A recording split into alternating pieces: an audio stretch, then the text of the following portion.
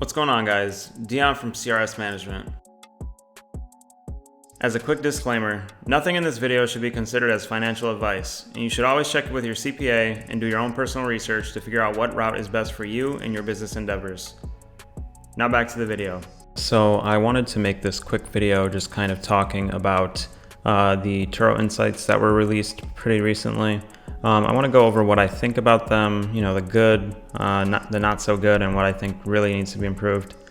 And hopping into the insights, one thing that I've noticed, at least for markets that are maybe a bit smaller, my market currently has about 200 cars in it. And so one thing I've noticed is there's nothing under the same model in the insights. It tells me that there's just not enough information available. And that makes sense because maybe there just aren't, the same model vehicle, even though I think I have seen a few, but maybe there's not enough to where they think they can give me kind of reliable or good data. But they do have similar cars for most of my cars. One thing that I thought was interesting is they don't actually have any of the same or even similar for my Tesla. I've got a 2017 Tesla Model S and it has no insights whatsoever, which I thought was interesting. But hopping into here for similar cars, when I scroll down, you're able to see a bunch of information in here. So they have basically the weekend and weekday rates, what they're getting booked at, and how many cars that's based off of for these stats.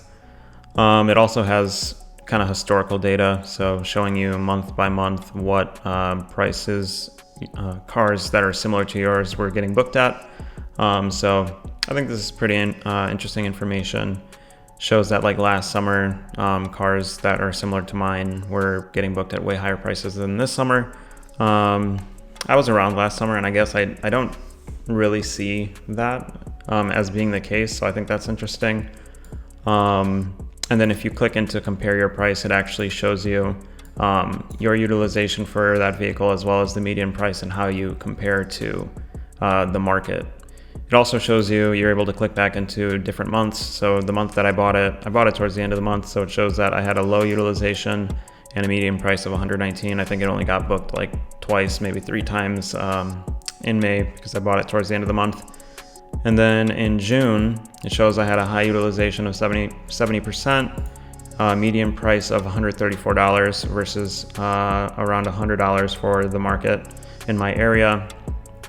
And then this last month, it had some downtime for some body work. There was a scratch that I wanted to get fixed. So with that, it had a lower utilization, but the prices were higher for July. So I think that's interesting to see. You can kind of see how you stack up against your market. And then if you actually click into see sample cars, it shows you a list of cars that basically that it got the data for on that graph. And it believes that these vehicles are similar to yours. And I think that this information can be really good in some cases and really bad in others. I think that if you are a host that takes Turo very seriously, and Turo is kind of like more of a full-time job or endeavor for you, I think that this information is great because personally, I see that, like, for instance, this Honda Pilot 2022 renting for $90 per day, and it was a high utilization. I also like that it shows you this information even though it's unlisted currently. But seeing that it was utilized quite a bit at this price makes me think, hey, maybe I can do a Pilot. And in my market, I think that I have kind of the best location and kind of the best service, the best preferences. So I definitely think that I could demand this price or maybe even higher. So I think that people that take Turo as like a full-time job or, take it seriously, this information can be really insightful. It can also show, on the opposite end that, maybe a Subaru Crosstrek 2021, for example, is not a great car because he's located not too far away from me, which means he's pretty close to the center of the market. Demanding $93 a day and not really getting utilized. Same with some of these other vehicles. A lot of these other vehicles are showing that they're just not getting utilized for whatever reason. One thing I will say about these insights is that it doesn't show the preferences, and so you never know. Maybe these people that have low utilization only have their car available, after 8 p.m. or something. So you never know that part of the story, which is why I say that you should take this stuff with a grain of salt. But for people that do it full time, open preferences, I think that this information can be really great to see kind of what cars are working in your market and what you might want to go after next. Aside from that, I don't think that they've really added much value. I haven't been able to see the same model information. I'm guessing that it's pretty similar to the current setup with the similar cars, where it'll just show you the sample cars and the pricing and whatnot and how you match up against them. But none of my vehicles seem to have a same model vehicle to where I can go through that.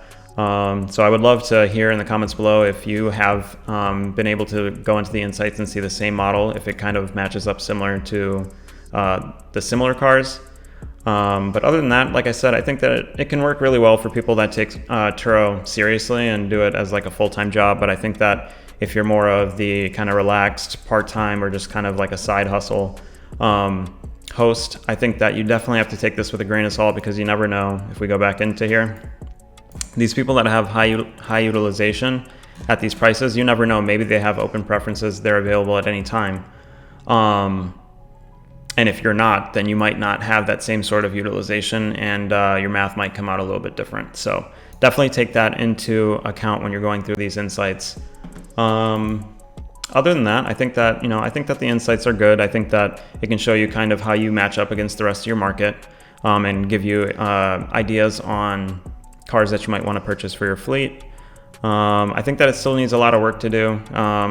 I don't think that the stats are probably pretty perfect. I mean, even just looking at this, it tells you that some of the months are missing data for whatever reason. So I think that it's got a long way to go. It's more of in a beta stage in my opinion. But I think that the insights are great. I think that, at least Turo's trying to give us a little bit more of the statistics so that we can try to build our fleets out and do it, with data in mind, not just, going off on a whim and buying whatever car and hoping that it works. So I think that's great stuff. In terms of content on the channel, I think that I am going to make a video next on purchasing vehicles in your business name, and also transferring cars from your personal name to your business name. So if you're interested in that, make sure to subscribe to the channel and hit the notification bell, because content is definitely coming soon. I'm hoping to post hopefully twice a week at the minimum. So if you're interested in content, make sure to subscribe. And if you like this video, I would love for you to leave a like on the video. I would really appreciate that. It helps with my channel a lot. So other than that, I want to thank you guys for watching the video, and stay tuned for more content. Take care.